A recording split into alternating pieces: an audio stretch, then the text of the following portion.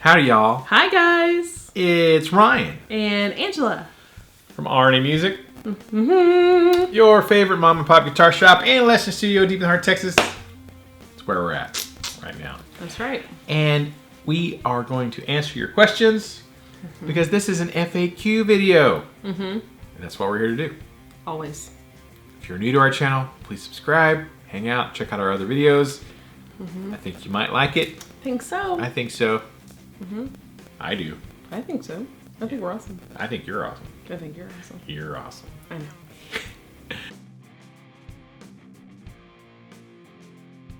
First question. By the way, I found my long lost beanie Hooray! that I could not find for the longest time. Where was it? It was behind my dresser on the floor. It fell off the dresser.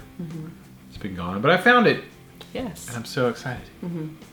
First question. Joe McCarthy. What are the songs you've been playing this week? I've been playing Lodi by CCR, Up the Junction by The Squeeze, Hotel Room Shuffle by RJ Ronquillo, and I'm starting Whiskey in the Jar by Thin Lizzy. Sorry, I had a coughing fit. I used to eat M&Ms the way Angela eats Skittles. Have to divide them by color initially. Don't know why. Okay, what songs have I been playing this week? Well, I can't remember. I mean, I just had church band practice a couple of nights ago. I don't remember what we played. Yep. But as far as like we've been working on with students, we've been doing some Barracuda by Heart. Yep. Daylily. What's the name of the band? I forgot the name of the band. They were just played in Dallas like last week. Yes. I forgot the name. Yep. Seek and Destroy by the Metallica. By the Metallicas. What else? Lots of stuff. Or you just played with your lamb. Knocking on Heaven's Door, the Guns N' Roses version. Heaven's down. Yeah. Knocking. Yeah. Yep. Guns N' Roses, not Bob Dylan. Yeah. But Guns N' Roses.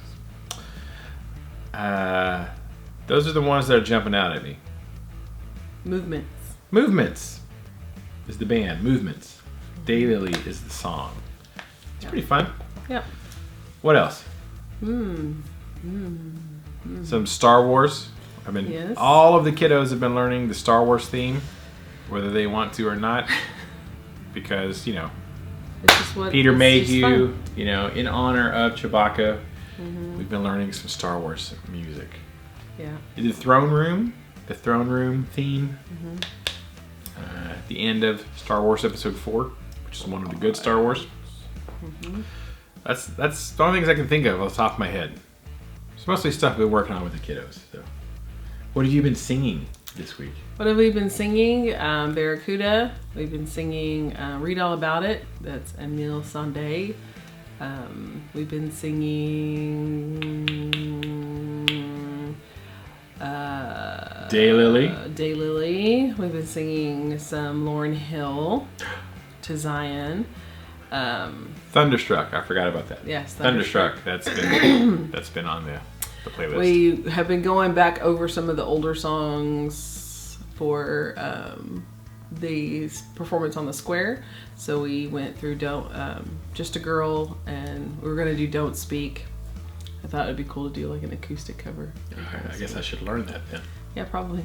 It's probably a good idea. But yeah, so those are some of the songs that we've been learning. There you go, Joe. Yeah. Thanks for the question. Talk to you soon. Next question. Just Fun Guitar. Hey, I loved The Force Unleashed 2. I like the Battlefront games, but they are better than the older original versions on Xbox. Let's see. New question. Do you find, Angela, that some songs you want to sing whilst others you would prefer to just play the music on an instrument? Ryan, what is your thoughts on Lego, and do you ever build any kits yourself?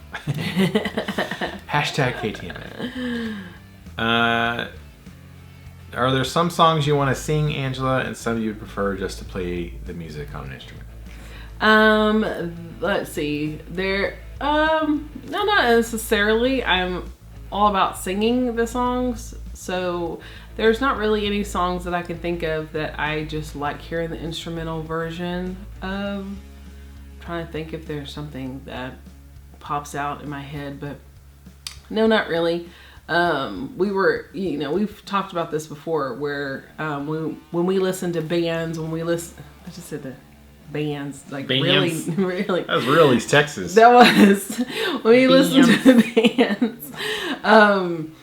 He focuses on sometimes the drums, but a lot of times the guitar, lead guitar, rhythm guitar, whatever. And I'm always about the vocalist. He was like, don't you think that guy is really good? I'm like, I wasn't listening to the band at all. Like, couldn't tell you if they were good or not. So not necessarily. There aren't a lot of songs that I can say that I'm like, oh man, I just love the swell of that, whatever. It's mostly the guitar part's so awesome. Right, where I'm like, I have to listen to the guitar part because it just moves me. I think if there is, it's probably like a movie soundtrack, kind of like John Williams. Mm-hmm. Who's the other guy? Nick Johnston. No. Who's that other guy that real popular? Alan Silvestri. Hans Zimmer. Oh, yeah. Like their scores of songs that I can just listen to all the time. But for the most part, I, what is it that some songs you want to sing while others you prefer? Yeah, I'm not a very big like player, so it's not something that I go to per se. It's usually the singing part. It's all of about the lyrics. Yeah. Now I will there's a lot of songs that I like to harmonize to more than I like to sing the lead. I have songs that are like that a lot of times when they come on, I'll just automatically jump to the lead because I think it's fun, pretty. The harmony. Yeah, I mean to the harmony, then sing the lead, sing along harmony to the lead. So I do that, but yeah. There you go. That helps. Ryan, what is your thoughts on Lego, and do you ever build any kits yourself? I like Legos. Mm-hmm. I've stepped on a lot in my day. We both have. Incredibly painful. Oh. I have built some Lego kits. I can't remember the last one I built though. The last one I got was the Star Wars one. Star Wars, the Bespin Han Solo Frozen and Carbonite kit. I think I got that for Christmas or something, and then Nicholas built it for me. I was say Nicholas built that. I didn't build that one. It doesn't count. I didn't build that one. Yeah. But I have built some. Long time ago. Because I think Nicholas was probably around the age of 6 or 7 when he started really wanting to build kits. Mm. We got him for his 4th birthday. We bought him this bucket. A huge bucket. Legos, it has the sectioned off colors and stuff. Of course, now it's just a big old mess of stuff. But he was he could sit at that age and think of stuff to build, and Ryan would be like, hey, let's build this, let's do this and this and this. And then as he got a little bit older, Ryan would buy kits, and he's like, see, look, here's the instructions, and this is how you do it first. And as soon as Nicholas did that, he has been hooked ever since. Aiden was not that kid. He could care less. Yeah. He's like, Nicholas, build this for me. He likes having them, but he likes owning them. But he's not a builder, a kit builder. Where Nicholas now, he's moved on to Gundams and models. Like he has that battleship now. Yeah, like legit models. He likes models. But it started off with Legos, and Ryan showing him like, this is how you can get this done, instead of him just kind of playing with a little guy and then losing this piece. Ryan's like, no, look, you got to keep these pieces together because see how they go perfectly together. And so I taught Nicholas how to build kits. And once that happened, you really never. I haven't done it in a long time. The last thing I saw that was really impressive was I found online people. It's not even a kit. They're just taking random Legos and building like robots, like mechs, like almost like a Gundam type thing, but it's like they just, but you can't buy a kit. You just get a whole bunch of Legos and you build it yourself. I'm like, holy crap. It's like crocheting a doll. Yeah. You see it in that was pretty awesome. I was like, how in the world did they build that super, like I've never seen a Lego kit that awesome.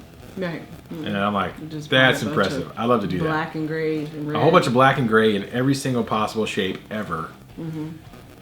You know, that's pretty cool. Go look up like Lego, like robots. Yeah. Lego mechs. Yeah. And our friend Lisa, her son Hunter, built like a gun out of Legos. Like a really nice, cool looking. Like the sniper rifle.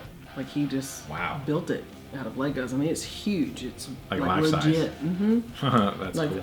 Real like functioning. And he even built to where it was, you know, it was rectangular, like, you know, a box. It was a cube, but he built a scope on it and everything out of the clear. And it was crazy. Yeah. You can do all kinds of things with Legos. Mm-hmm. Thanks for the question. Just Fun Guitar. Yeah. Check out my beanie. All right, next question. Tracy Johnson, hashtag RIP Mr. Mayhew was the secret hashtag of the day last week. So sad. You're a legend, Tracy. You may have answered this, Ryan, but what 5 must-have pedals should you have, or just get a Boss Katana and be done with it? Or an Axe FX or Helix. I have my Boss tuner, Crybaby pedal, but then love the Katana as well. Helix is nice too. Decisions. He said, hashtag RNA is legendary. Well, that's very nice. I think so. Mm-hmm. Yeah, we've answered this before, I think. I don't know if I could think of 5, but for me, the must-have was a tuner, reverb, delay, and an overdrive. Mm-hmm. And really, that was, for me, that's sort of the essentials, because if you have, like I had a tube amp, it's right over there. The Jet City, just, you know, 20 watts, 1 channel, nice tube amp. No built-in effects or nothing, but it sounded great. Tubes. So having a reverb and a delay and an overdrive and a tuner, that kind of did it for me. So cool. I would definitely have those because I have a Boss Katana as well, and while it's got a killer, you know, bunch of sounds and effects and stuff, it's still, to me, I still can feel and hear a difference between a solid state amp and a tube amp. And for me, I think if you've got to own a nice tube amp, pedals are really useful. But if you got, I would not be plugging pedals into a Katana. Mm-hmm. That's kind of silly because it's already got all the built-in crap. Right. You don't need that. But if you're going to play a tube amp, you should definitely have some pedals. That's what I think. Thank you for the question, Tracy. I all agree. I appreciate it. Next question, Joe McKinney. Hey Ryan, I know your Mesa is a metal machine, but how are the cleans? I have a Mark V 35 combo and its cleans are beautiful, like Fender Blackface. Beautiful. Well, how about that? You know what? They're pretty good. It's actually kind of funny because in a lot of, over the course of 10 years and 1,000 videos, at least, when I do some demo videos, people are like, wow, that sounds really good. Your clean sounds sound nice. I'm like, yeah, thanks. Mesa dual rec. Everybody bitches about the clean sounds, like, oh, this doesn't sound like crap. I'm like, I don't know, maybe you just don't know how to turn the knobs or something. I mean, I had some friends who are not metal guys. They couldn't name you one metal band, don't play hard rock, any of that stuff. Older, like, bluegrass dudes come over and like, hey, check out Play on my amp. And they're playing like, wow, this is great. This amp sounds awesome. Right. Killer blues amp, you know, like, if you only knew what people think about this. You know, but he didn't know. He didn't know a Mesa amp from a hole in the ground. He just knew the sound. Right. He's like, this sounds awesome. I'm like, well, thank you. So I think people are a little too harsh on the dual rectifier's clean sound. Sounds good to me. But yeah. But the Mark V's are fantastic as well. So they're definitely known for the gain stuff on the dual recs, but they got good cleans too, man. Yeah. In my opinion. Thanks for the question, Joe. You guys tell us, what do you think? Do people just jump on the bandwagon of bashing, or do they actually sit down and play and try to get some sounds? Next question, Driddle. Hey Ryan and Angela, this question is for Ryan. Well, thank you. Does the Paduak idol have a different tone compared to your other idols with more traditional wood construction? That's a pretty good question. Driddle. He's talking about this bad boy right here. What you doing? I'm about to take a picture. About to take a picture. Gonna do a selfie. Keep it going. Selfies. All right, so this is my Paduak Top Custom Shop USA guitar. It is mahogany body, mahogany neck, Paduak deep carved top. It's really difficult to say, Driddle, because my other Washburns, well, this has Seymour Duncan Antiquity pickups, which are very swanky. Super expensive. It's super expensive for Seymour Duncans. Right. So the Antiquities, one of the other idols has got El Diablo Seymour Duncans, which sound drastically different than the Antiquities. And then the other one, the other two, have EMGs, right? So they do, all of them do sound quite different, but they've got dramatically different pickups in them. So I don't think that I can attribute the Paduak Top. I need to clean that. Yeah, you do. So it's got something on there. Anyways, I can't really say whether the Paduak Top affects the tone very much. I do feel like, I think wood affects the tone slightly, but I think it's very minimal compared to, changing the pickups. So I don't think the Paduak is that much different than the other guitars, but it just looks pretty. I mean, I think really visually it's like, it's eye-catching. You buy that because it looks pretty, for sure. All right, thanks for the question, man. Next question, metal bass 10,000. Yeah, 10,000. 10,000. Which EMG passives are they? You didn't specify. What do you think of them compared to other passives you like? We were talking about my CMG that I put some passive EMGs in there. Let's see. It's got the H1A, and the A is for Alnico. H1A in the bridge, and the H2 in the neck. That's the first set. I love how he looks at me like, is that right? You know what I'm talking about? Is that right? Right? It is. Yeah. So those are some of the passes they've been out for a while. Now they have a whole new batch of passive pickups, some mostly signature ones that they came out with this year. I like them. I had them in a different guitar. I had them in my ML2, and I didn't really like how they sounded in the ML2 particularly. But it was interesting. I put them in the CMG, and they really sounded good. So that was kind of strange. People think, EMGs make everything sound the same, but by taking them out of one guitar, putting them in another guitar, I definitely like them better in the CMG. And they're very nice and clear, very crisp. They feel like they got a little bit more bite to them than some of the other passives that I have, but I like them. All right. I like them. I think I like active EMGs a little bit more than the passive ones, but as far as passives go, I like them. Passive aggressive. Passive aggressive. I've been known to be passive aggressive before. Sometimes just aggressive. But thanks for the question, Metal Bass 10,000. In the year 10,000. That's the year 2000, but or was it 3,000 or 2,000? I don't know. I think it was. I don't know what you're singing. It's from Conan O'Brien, like back in the day when Andy was his. He's not on there now? Well, he left and then he came back, the original. And they would turn off all the lights and it'd just be them and their faces, and they have a flashlight in there. And they would say, like, what would be happening in the year 2000. Oh. Anyways, Paul will get it. Right, Paul. Psh. He don't know.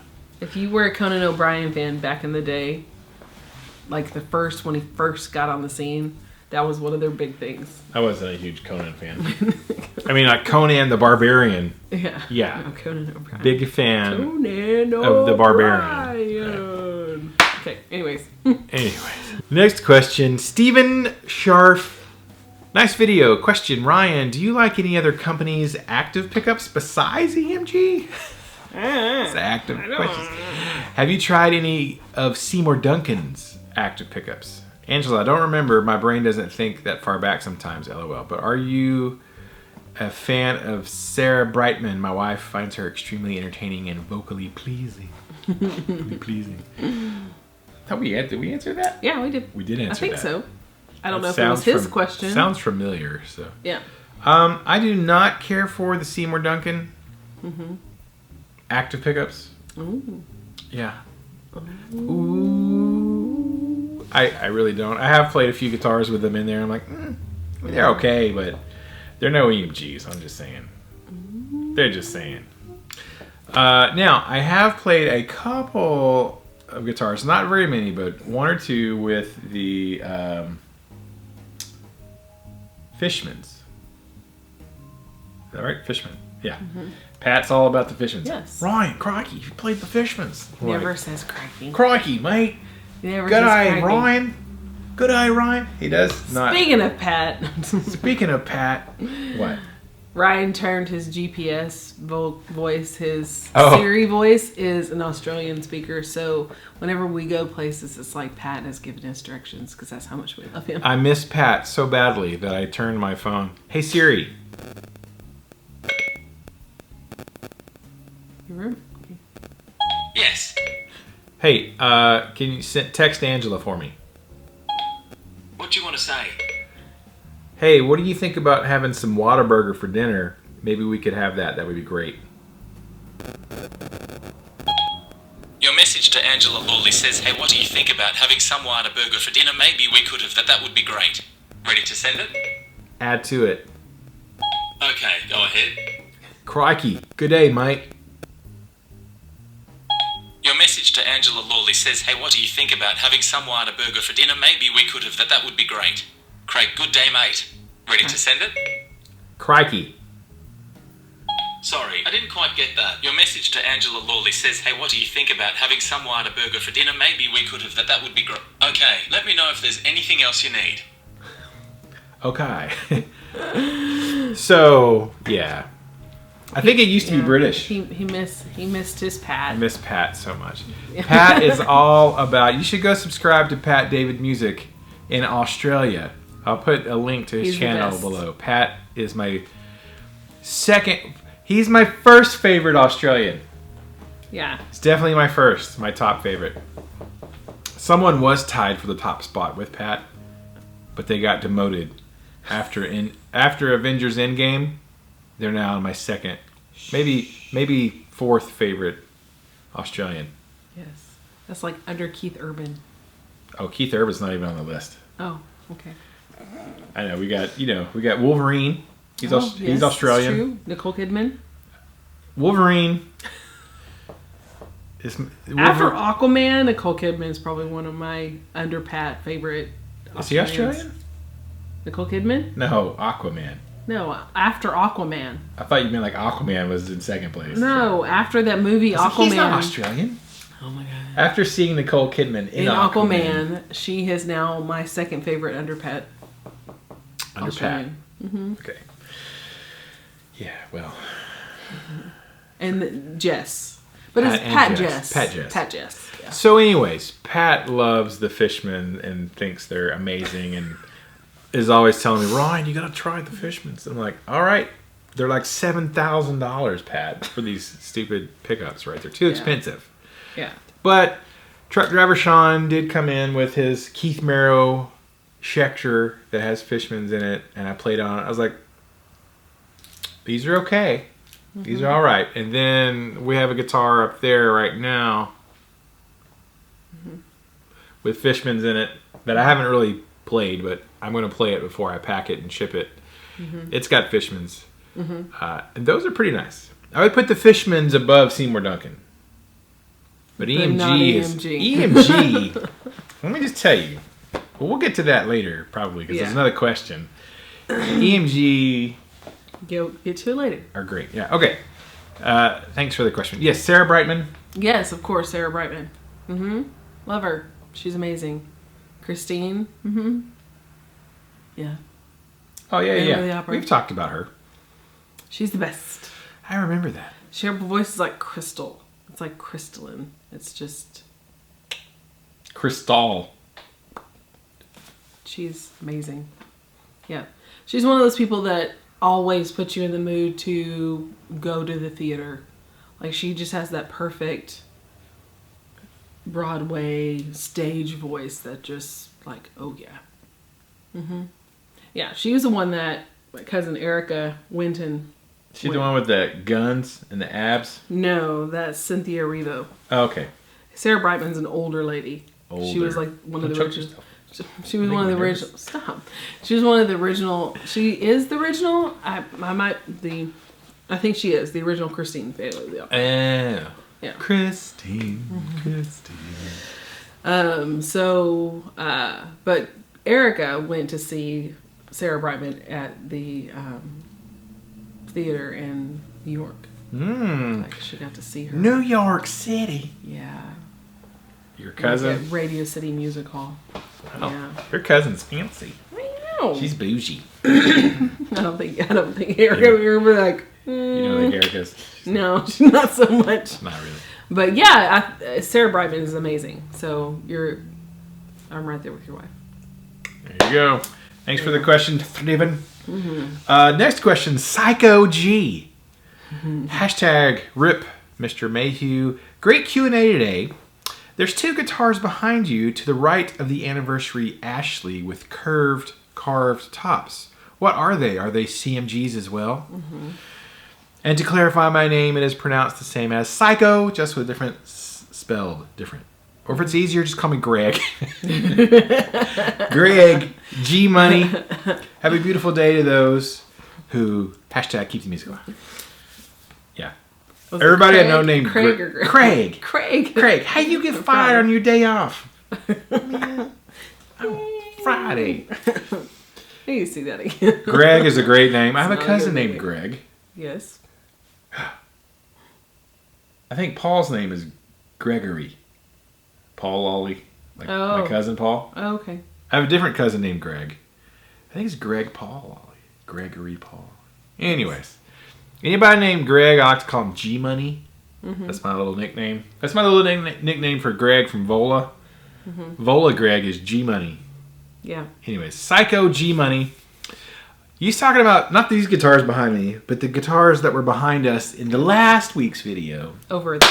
Over there in the lesson room. Over there. And those guitars were, you've already seen it, this lovely lady, this sassy lassie with this classy chassis. I messed that up so badly. Classy lassie with a Sassy lassie. Classy lassie with a sassy stuff chassis. like that. That's it. I can't even. Derogatory statements It's about women.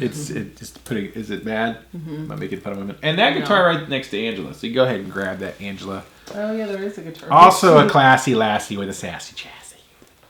But she's a little blue. Ka-chow. That is my.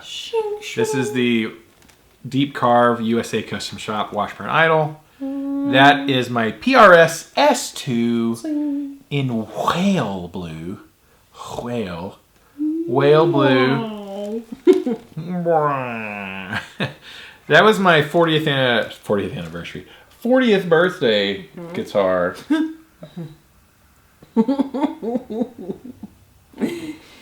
Either he wants us to go back to the throat or he wants a root beer float. So yeah. So this is Deep Carve USA Washburn Custom Shop. Custom Shop. Oh, they're friends. Hi. You're looking a little blue there. Hello. And he's like, you're looking a little Paduki.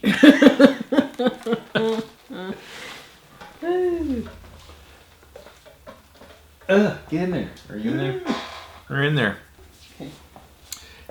We got those in our nice. Did you take my stand? Yeah. But I'll put it back. In our nice new Zither Z stands. So yeah, not a CMG, but they are both USA guitars. So USA's, those were the guitars on the background behind us last week. Thanks for the question, Psycho Greg. Psycho G Money Greg. The next question, Jeff T. I also have an uncle named Jeff. All right. Anyways, if they remade the Crossroads movie with Steve Vai, who would you pick as the dueling guitarists? Ooh. You've seen Crossroads, right? A long With time. the Karate Kid, Yes. Ralph Macchio, Ralph who was Macchio. not playing. Yeah. This is actually really easy. Not at all, and he wasn't doing karate. He didn't do any karate in Crossroads. If he would have, he probably could have beat the devil at karate. Maybe. I drew a blank there for a little bit, Jeff T. But then I realized, okay, the devil is probably going to be Jeff Loomis. Because I'd say he'd be like a modern Steve Vai, except better. Better than Steve Vai. I could see Jeff. I mean, he's playing an arch enemy, which is a fairly satanic band. Okay. They're not really Satanists, but I get what you're saying. you know, Real they're dark. dark and evil. Dark and heavy. Dark and evil, with a lady singer. I would have Jeff Loomis be play the part of Steve Vai in that as the shred. Devil went down to Georgia. Devil shredder. And as Ralph Macchio's character, I would have Nick Johnston. Okay. Because he's more like bluesy. He's not a blues guy, but he's more, cinematic and like, Okay. Yeah. chicken picking, kind of like, he's friggin' amazing. Very different from Jeff, but certainly a virtuoso in his own type of thing. So I think that would be pretty sick. And they were both Schecter artists at one time. Yeah. Nick is still a Schecter artist. Jeff is not at the moment. It's a little bit on my bad side. I'm a little upset with Jeff for leaving Schecter. But you do you, Jeff. Not Jeff T, but Jeff Loomis. Anyways, I'm getting emotional. So that's my pick. Who would you guys pick? Type below. Tell us. I think this is the first Crossroads question we've ever had.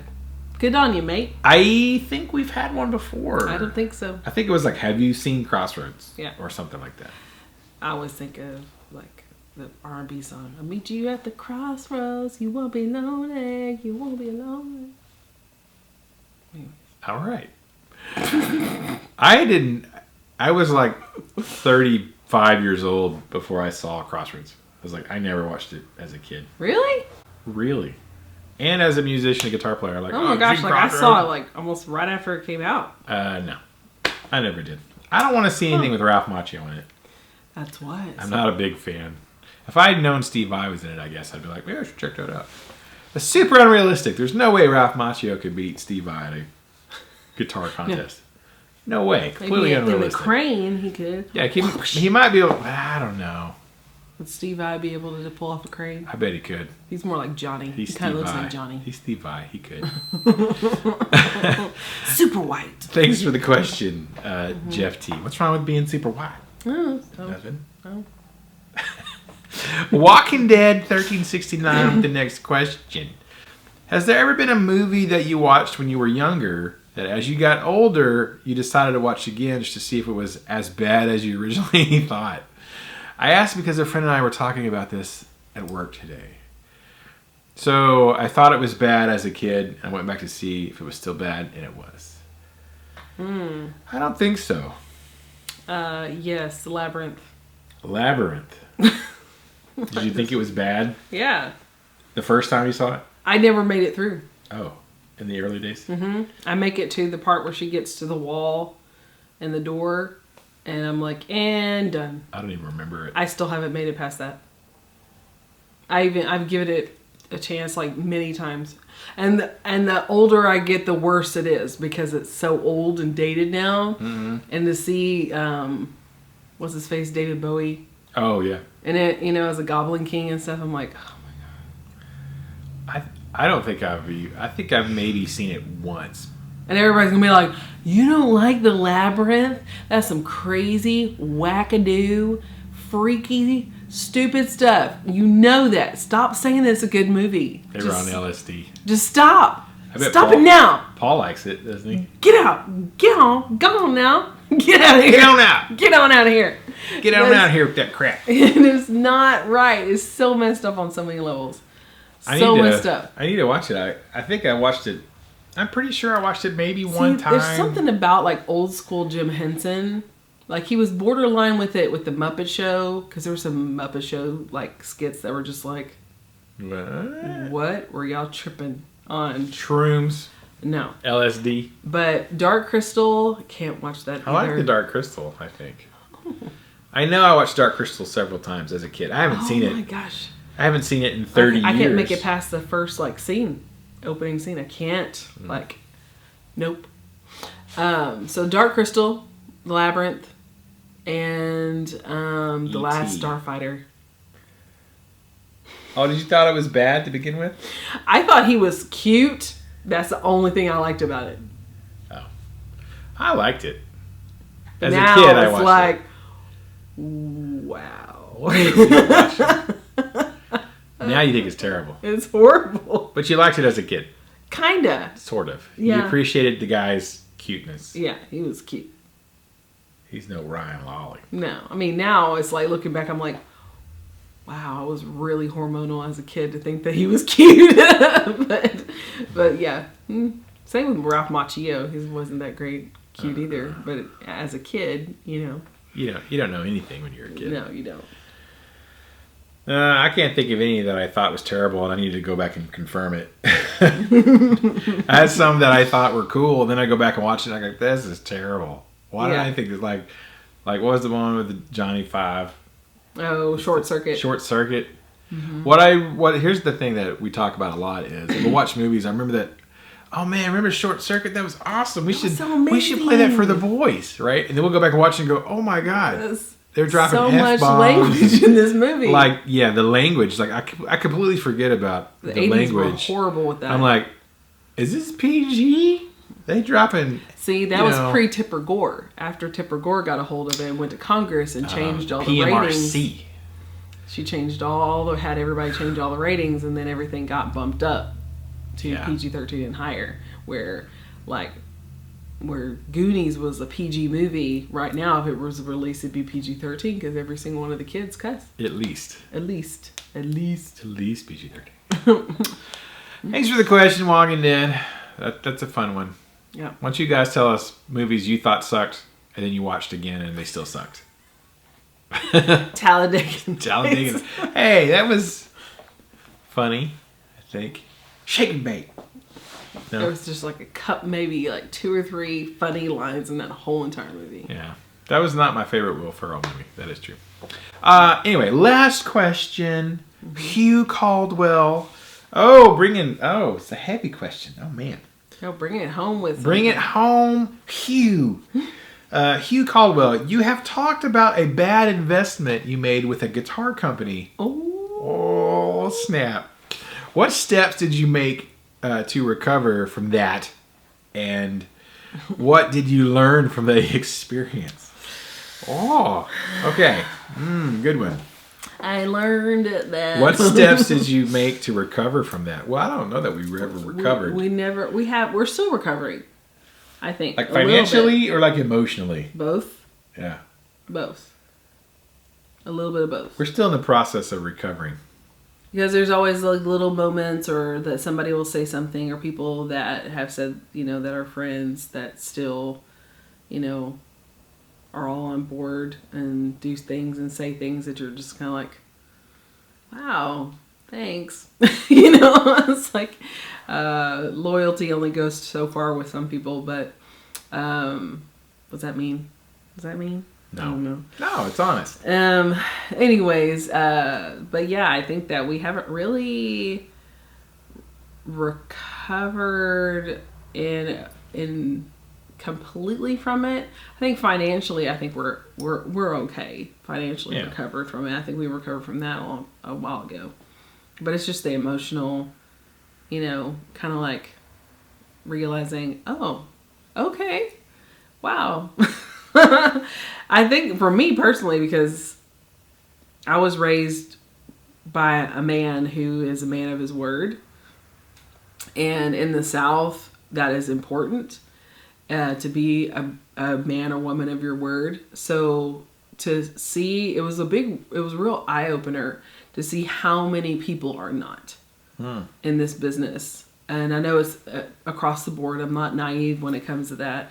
But it's in every industry. No other business are we in. We're in this business. So in this business, it really was a huge eye-opener how quick loyalty is dropped over the almighty dollar. Dollar bills. Making it rain. Dollar bills, y'all. And how quick people's ideals change when there's a bigger number in front of it. So that was a big eye-opener. What steps did we make to recover? I think that we kind of vowed to ourselves and each other that we weren't going to put ourselves in a situation like that again. Where we were, a lot of you will ask, what other brands will we carry? What other, who else will we carry? We've stepped out and we've trusted and we've given some other brands. And if you've ever met Ryan in person or know what kind of person he is very likable and he is quick to be your friend. So he doesn't meet a stranger. So whenever people want to go into business with us, he takes that as a friendship that's been forged. So when people go against that friendship, it's a huge slap in our faces. So I think that it's not necessarily what we've done to recover from the experience. I think it's kind of, I don't want to say hardened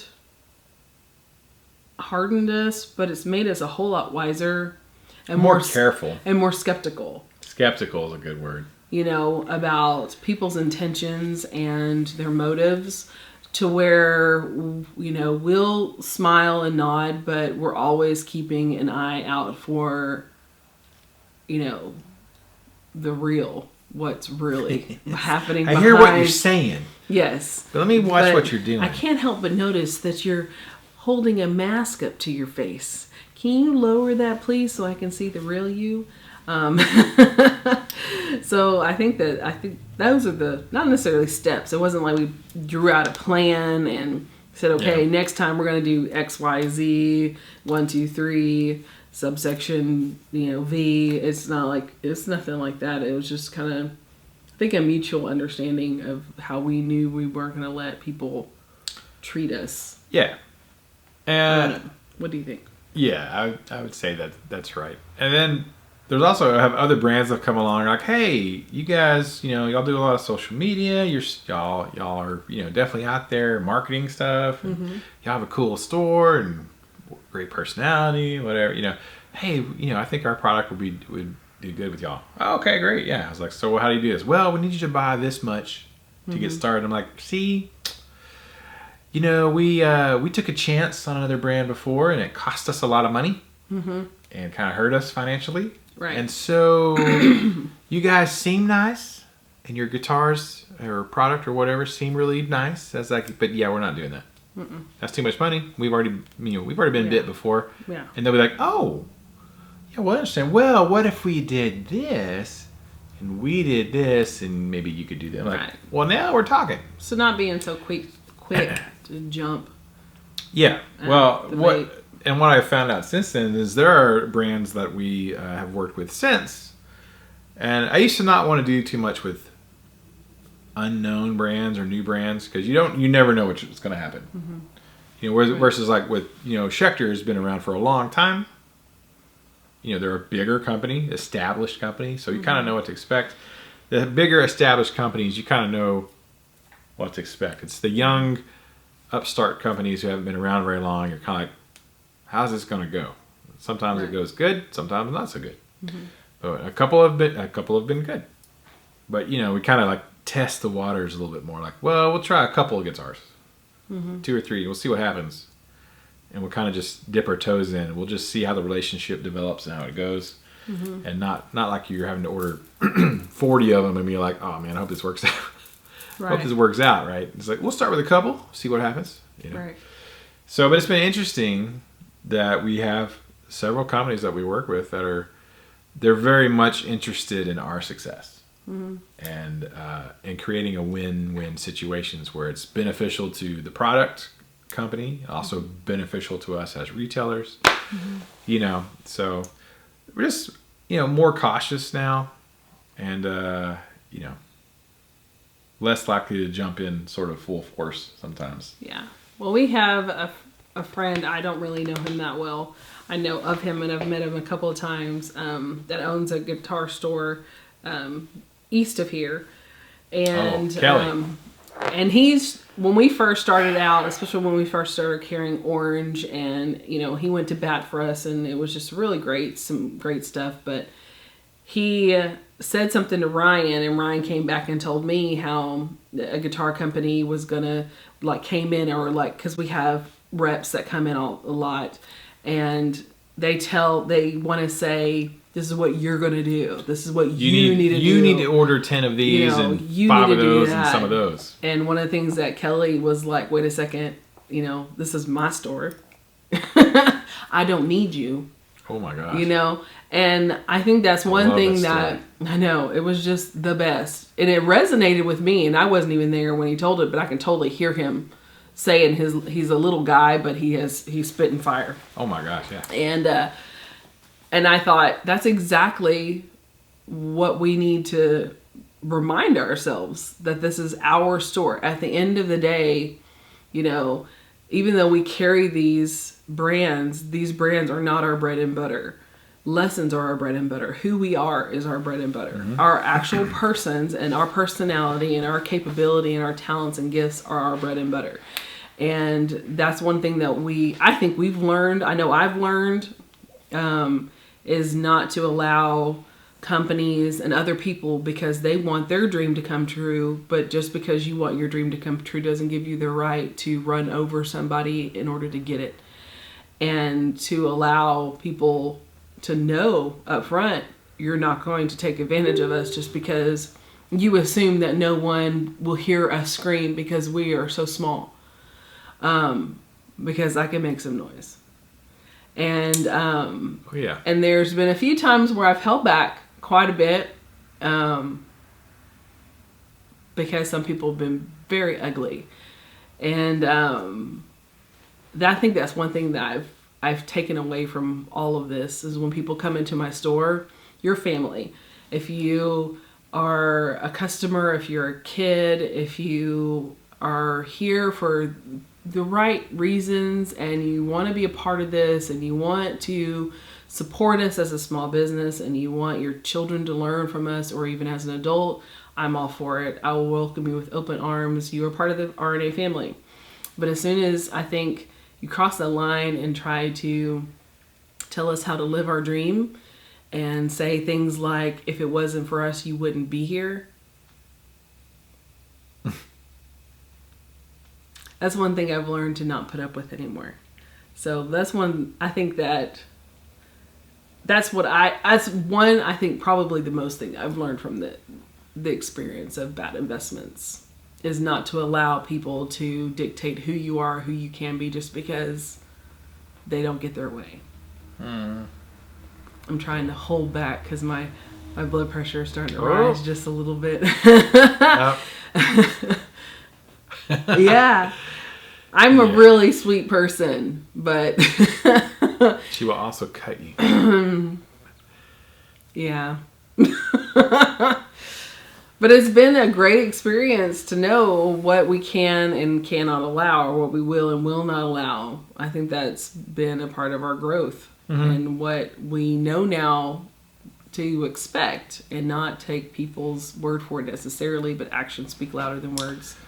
Yeah, just because people tell you something doesn't mean they're going to do it.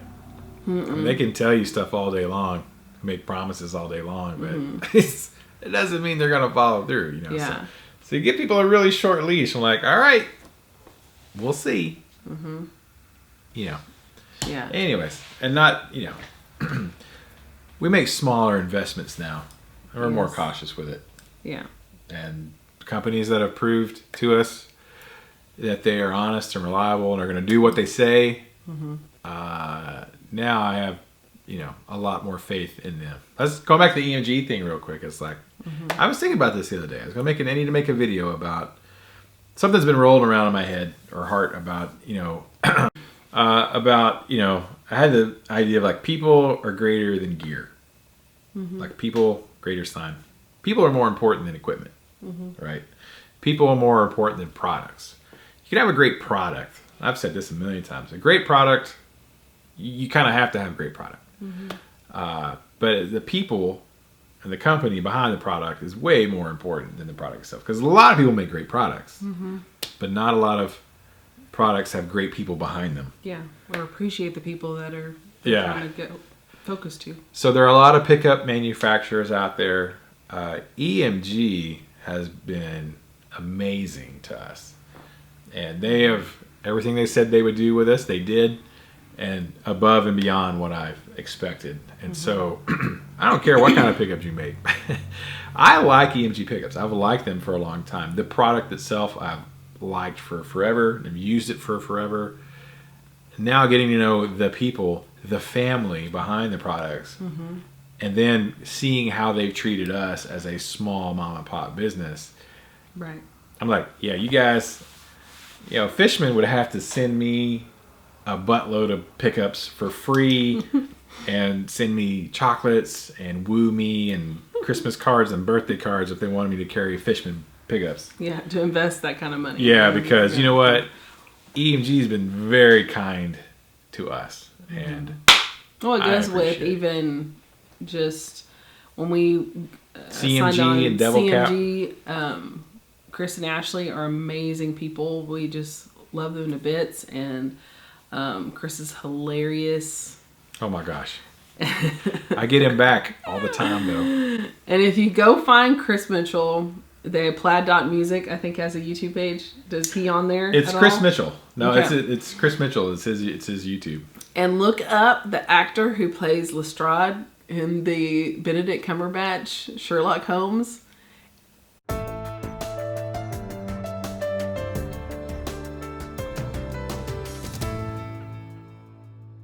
It's like the same dude. I know it's not. Chris has a secret life as an actor. I'm not sure it's not. I'm not going to say it's not. But anyways, but Chris and Ashley are awesome. When we signed on Washburn with the guys and the girls that were our reps and stuff and talking to them, D'Addario was the same way. They became family. It was like talking to a friend on the other line. It wasn't a car salesman. It wasn't pitchy. It wasn't someone who had memorized and knew how to manipulate so much that you thought that they were your friends and then ripped the carpet right out from underneath you when they got their way, which we had with the company. Once they had your money. That was our experience with the company. And I don't like that because I don't treat people that way. So being a part of people like Chris and Ashley or even the Vola Acacia guys and they've been great. Washburn, Schecter reps, D'Addario reps, EMG people. Even Heritage, which we don't carry anymore. But those guys are great. I talked to them just at the Dallas Guitar Show. I swung by and talked to the guys at Heritage. Hey guys, how are y'all? They're like, hey Brian, how are you? Yeah. They're chatting. It's like, I don't carry their product, their guitars anymore. But they said what they were going to do, and they were true to their word. And they were. And we like them. I like them. And, really and that kind of leaves the door open. It's like, that doesn't mean we might not ever try again. Because the people. People were us. We weren't able to sell that product at this time, but it was a good experience. It was a good experience, and they created it was a win-win situation. For their product and our store. Yeah, and that goes with finding friends who are in other guitar stores around the country that we've become friends with. And because this is what it's about. It's about community. It's about networking. And if you're a butthole, it makes networking harder and unpleasant. And it makes people have an image about this genre, this group of people that they don't want to be a part of. And it's supposed to be like a family. It's supposed to be, and that's one thing. If people wonder why companies became so huge, and these big mega conglomerate companies like Walmart, because they were a family company. It was a family business. Berkshire's is a family company. Publix, if you have one near you, it was a family company, owned and operated, and was started off as a family company. Ford was a family company. GE is a family company. Johnson & Johnson is a family company. It started off as something that's a family, and it grows. You know, that's how it's supposed to be. And the ones who don't have that kind of idea or ideal are the ones that are going to last very long. So I think that the reason why we're growing, even though it's a very steady, slow rate, is because people are catching on. They're like, oh, we're real. We treat people like family. If you see us out in the world, we're exactly who we are on screen. Yeah. So, yeah. You probably, if you watched enough of these, you've already figured out who we are. Yeah. You can't fake it for that long. Oh God, no. That's tiring. That's so tiring. That'd be exhausting. I couldn't do that. Whew. That's too exhausting. Who you really are eventually comes out. Yeah. At some point, somewhere, somehow. That's the truth. Because you'll get tired, and then the real you will pop out. Anyways, It's like Hulk. Hulk smash. All right, so that was the final question. I hope that was a lengthy answer. We might have answered You'll like it. It'll be fine. Hashtag lengthy answer. All right, so that was it for this week. If you guys have a question for next week, please leave your comments. But leave your question for next week down below. I try to get to the comments and heart the comments and reply if I can. But appreciate that. You guys leave your feedback below. Leave your comments. I appreciate some of you guys take the time to write a long comment. Thank you for doing that, because that's you invested some time out of your life to go and leave a very long comment. So we appreciate I read those. I apologize if my response is very short to your very long comment, because I'm trying to go answer as many comments as I can. But yes, because people comment on so many videos. He gets notifications all the time. Bing, in the middle of the night. My England friends, you guys in other countries who are waking us up at 3 o'clock in the morning. Who's texting you? I'm like, it's Pat in Australia. It's tomorrow. It's a day and a half in the future in Australia. So, all right. Thank you guys so much. What's our secret hashtag for the day? If you made it this far in this video, all the way through, thank you for padding our watch time. But if you made it this far, secret hashtag of the day is... It's just be something to do with Pat. That'd be funny. Hashtag crikey Pat. Yeah. if you if you made it this far, type hashtag crikey Pat. How do you spell crikey? CRIKEY. KEY, okay. I send it to him all the time. He'll send me messages. Ryan, did you check? Did you see this new whatever? And I'm like, crikey. Because he's like, and I'm sure he thinks every time, these stupid Texans. Silly Texans. Nobody says that, but I'm going to humor you because I'm an amazing person. He just needs to come back and say everything hick back to Ryan. Like, y'all. Oh, I wish howdy, y'all. Oh, my God. Howdy, Ryan. He should. He doesn't. He's too classy. Yeah, he's way too sweet. He's too classy to mock my Texas hillbillyness. I know. But I'm always like, crikey. Good eye. But Ryan's not classy. I'm not classy. I am not classy. I love saying crikey. It's just hilarious. Yes. To me. I don't know. So it's Crikey Pat. Crikey Pat. Hashtag. Crikey Pat. Hashtag. Crikey Pat. And please go below. The link is below to Pat's YouTube channel. Go if you haven't already. I mean, he's got 65,000 subscribers. Yeah. You know, he's much bigger than we are. But that's go okay. watch Pat's Keep videos. Adding to it. We'd like to get him to 100,000. Yeah, awesome. he deserves it. He deserves a million. Really. He has great videos, educational videos. Funny. Teaching you songs. Sweet. He's got a whole series on some theory stuff that's great, that I was going to steal all of it and redo it with a Texas accent. Actually, I was going to do all that stuff before I knew Pat had done it. I'm like, well, crap, Pat did what I wanted to do. Now everybody's going to think I'm copying Pat. That's okay. You look up to him. I do. He's like a son. He's like our oldest son from another country. Like not that we never had. He's we like have a two young boys. cousin, maybe. It's like a nephew. Yeah. Yeah, it's like Uncle Ryan. Anyways, all right. Crikey Pat. We love him. And Jess. Yeah. He's the You guys best. are the best. He's the best. I'm going to have to send him this video because he doesn't watch all my videos because he's busy. Oh, no, I don't watch all of Pat's He's very particular videos. about how he uses his time. He's very specific about his schedule. Yes. And if you get on his YouTube page, check out his music. He just released an album, an album. EP. It's very relaxing. It's so good. I like it a lot. So good. Mm-hmm. I think Pat says it's so good. Yeah. So good, man. I play it when I'm riding around the car. Yeah? Mm-hmm. Because it's great driving music. Yeah. You're welcome, Pat. You're welcome. Yeah, you're I was like one of the top 5 or something to buy his album, like the first 5. Ooh. I was. I think that's right. I think you're number 1. Probably. I wasn't the first. I think Jess was probably the first. Angela's number top 3. Mm-hmm. Top 3 purchasers. Ooh, sorry. Yeah, you really hurt. I just slammed your arm. Yeah. And on that note, okay, we're gonna go home and put some ice on Angela's arm. Oh, dear God. And I guess I'm gonna stay up for 7 hours editing video. But all right, thank you guys so much. Till next time, keep the music alive. Don't forget it. The music needs you, and you need the music. and we need to keep it alive for people in Australia. Mm-hmm. Crikey, they're in the future, mate. Mm-hmm.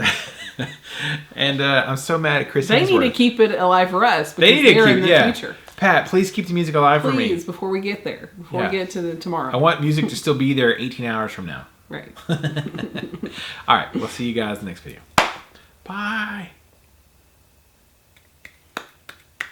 It's the sound of one hand clapping. Weird. That's creepy. What's the sound of one hand clapping? Yes. Oh my gosh, she's still going.